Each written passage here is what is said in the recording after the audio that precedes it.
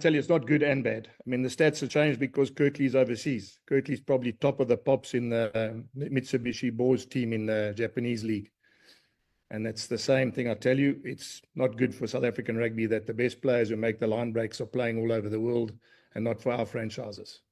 So it's not a good and a bad thing. It's a bad thing. It's a very bad thing that you build a guy and you bring him to the club and you make him who he is, and then you don't have the luxury of having him when you need him the most and at the best time of his career. And unfortunately, that's going to happen more and more, and it's not something that I'm going to, eventually tell you guys, oh, well, let it be. It's very sad that we get to a stage where we talk a lot about bringing players through, but our jobs are not to find youngsters, pay their school fees by putting them in big games and then selling them or handing them over to other clubs to become rock stars. I mean, we're not in that industry. We're in coaching. We're in a country where winning is important. We're in a country where rugby is important.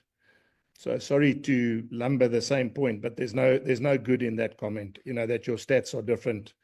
The player that we had that used to do all those things isn't here, and that's not through our design. I think the horse was bolted. I think he was a cut-off date. He won't be back to play for us. So, I mean, that's been put in the paper. Quibus wrote about that.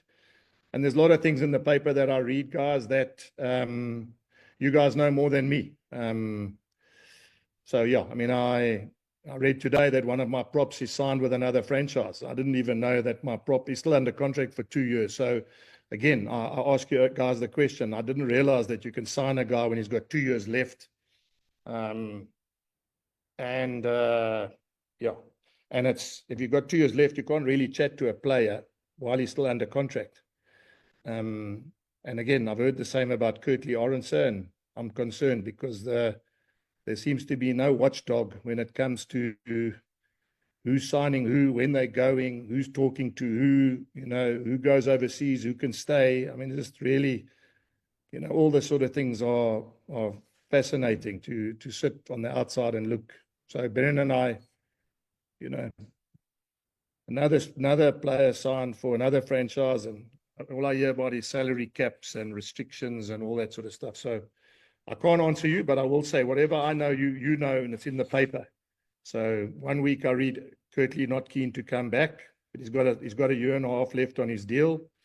Then I read today Simpiwe wants to go to the Sharks. He's got 2 years left on his deal. So next year you're going to tell me, isn't it amazing? The stats show that your Lucid prop makes less tackles than the one you had last year. And probably right, because the Lucid prop I had this year has gone to another club.